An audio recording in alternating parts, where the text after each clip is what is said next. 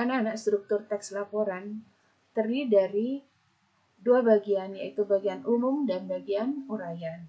Bagian umum berisi klasifikasi atau pernyataan, isinya menentukan klasifikasi aspek dari sesuatu yang dibahas secara umum. Misalnya kemarin kita membaca teks laporan tentang Venus. Venus adalah, itu kita mendapatkan kalimat seperti itu. Kelelawar merupakan mamalia. Ya. Kemudian pada uraian menggambarkan sesuatu yang dibahas secara terperinci, bagian per bagian, kebiasaan atau kebutuhan, penggunaan bahan dan alat, perilaku alamiah dan hal khusus.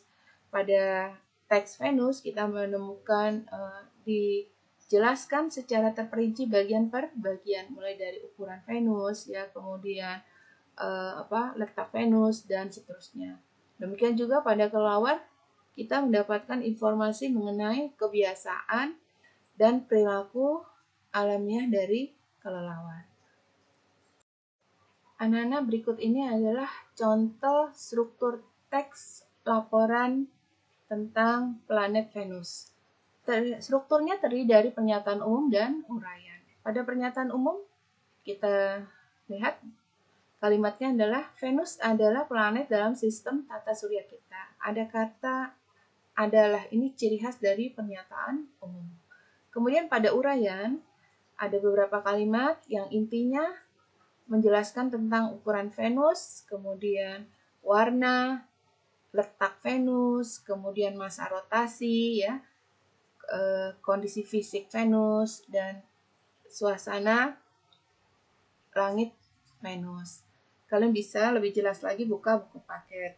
Dan nanti tolong jelaskan ya di grup WA grup, yaitu nomor 1, apakah pernyataan umumnya sudah jelas mengklasifikasikan tentang Venus. Kemudian yang kedua, memperhatikan cara mengurutkan gambaran tentang Venus. Sudah baikkah menurutmu? Kamu perhatikan lagi, baca lagi, apakah misalnya kalimatnya berulang-ulang, ya, berisi pikiran yang sama atau sebagainya. Kemudian yang nomor 3, jika urutan penggambarannya belum baik, saranmu apa? Berikut ini adalah contoh struktur teks laporan mengenai kelelawar. Ada dua bagian tetap, yaitu pernyataan umum dan uraian. Pada pernyataan umum juga ada perbedaan ya dengan Venus. Di sini pernyataan umumnya adalah kelelawar merupakan mamalia. Ada kata kuncinya merupakan. Namun di sini dijelaskan lagi dalam beberapa kalimat pernyataan umumnya. Untuk uraian, dia ada perbedaan pada teks Venus. Nanti coba kalian baca lagi dan cobalah untuk menjawab pertanyaan. Bagaimana informasi bagian pernyataan umum yang dikembangkan? Kemudian nomor 2-nya coba bandingkan dengan teks Venus. Yang ketiga, bagaimana cara pembagian uraian teks kelelawar? Ya, nanti kita bahas di grup WA.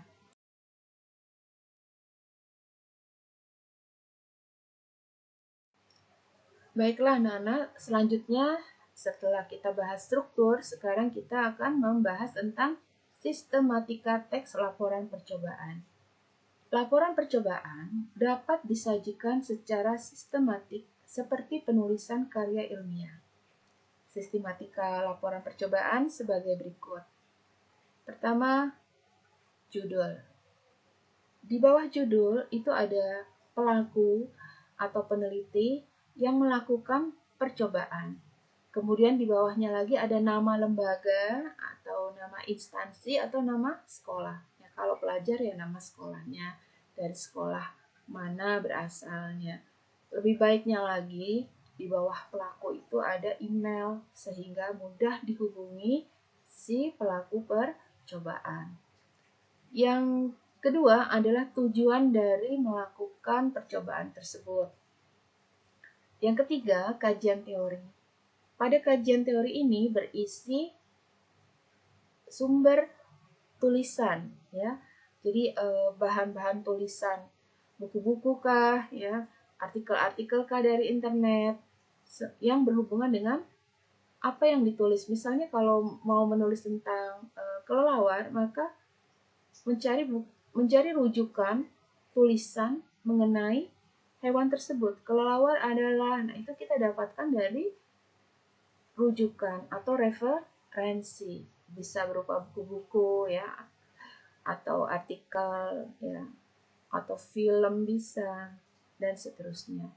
Kemudian yang keempat, alat dan bahan yang dipergunakan dalam melakukan percobaan. Yang kelima, prosedur atau langkah kerja. Tahapan mulai melakukan percobaan. Langkah pertama apa? Seterusnya sampai terakhir, ya, langkah terakhirnya. Yang keenam, hasil laporan percobaan. Ini bisa dibuat dalam bentuk tabel, ya. Misalnya hasil ke-1 hari pertama seperti ini, ya, kalau misalnya menggunakan beberapa hari percobaan, atau misalnya kalau menggunakan bahan ini hasilnya seperti ini. Selanjutnya yang ketujuh adalah pembahasan. Misalnya mengapa pada hari ke-1 terjadi perubahan seperti ini, pada hari kedua terjadi perubahan seperti ini, atau menggunakan bahan A hasilnya seperti ini. Mengapa pada bahan B hasilnya seperti ini.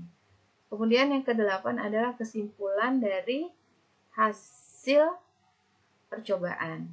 Terakhir adalah 9 daftar pustaka, yaitu tadi sumber-sumber rujukan atau referensi, bacaan, tulisan yang kita baca yang berhubungan dengan percobaan yang kita lakukan, itu ditulis sumbernya. Anak-anak, berikutnya adalah contoh dari teks laporan percobaan. Pertama diawali dengan judul, ya, laporan kegiatan praktikum jaringan SILEM. Kemudian nama dari pelaku yang melakukan percobaan, dan dilanjutkan dengan asal instansi lembaga atau nama sekolah. Tadi saran ibu sebaiknya di bawah nama itu ada email, ya, email pelaku yang melakukan percobaan agar mudah dapat dihubungi. Baik, yang pertama adalah tujuan dari melakukan percobaan. Kalau di sini tujuannya adalah untuk mengetahui jaringan SILEM pada tumbuhan. Yang kedua, kajian teori. Kajian teori ini berisi, ya, sumber-sumber tulisan, sumber-sumber bacaan, ya, dari mana, apakah dari buku atau dari artikel. Kita temukan pada paragraf 1 ada SILEM merupakan. Nah, ini kita dapatkan pengertian ini adalah dari sumber bacaan. Kemudian pada paragraf 2, kajian teorinya, kita lihat di sini trakeit dan trakea merupakan, nah, ya. Jadi nanti kalau kalian mau menulis tentang laporan percobaan, maka pada kajian teori silakan kalian cari bahan rujukan berupa buku-buku atau artikel-artikel, baik yang cetak maupun yang e-book, ya, dari internet. Yang ketiga adalah alat dan bahan yang digunakan selama melakukan percobaan. Yang keempat adalah prosedur atau cara kerja, tahapan langkah-langkah melakukan percobaan. Dari awal, ya, sampai terakhir, urutannya harus sistematis. Selanjutnya, yang kelima adalah hasil pengamatan. Bisa dilihat di sini dibuat dalam bentuk tabel. Ya, pada nomor 1, tanaman pacar air yang masih akarnya utuh. Yang kedua adalah tanaman pacar air yang tidak ada akar. Apa yang terjadi pada perubahan hari ke-1, perubahan hari kedua. Ini dari hasil pengamatan. Kemudian pada yang keenam yaitu pembahasan. Bagaimana sampai proses itu terjadi, ya, mengapa terjadi perubahan-perubahan tersebut. Bagaimana caranya sampai terjadi perubahan. Yang ketujuh adalah kesimpulan. Kesimpulan dari hasil melakukan percobaan. ada kata kuncinya di sini, yaitu maka daun dan pembuluh silem pada tanaman tersebut akan berubah warna menjadi warna merah dan biru. Ya, pada kesimpulan biasa ada kata kunci jadi atau maka, ini perlu diperhatikan. Kemudian yang ke-8 adalah daftar pustaka, yaitu sumber-sumber tulisan yang dibaca selama melakukan percobaan.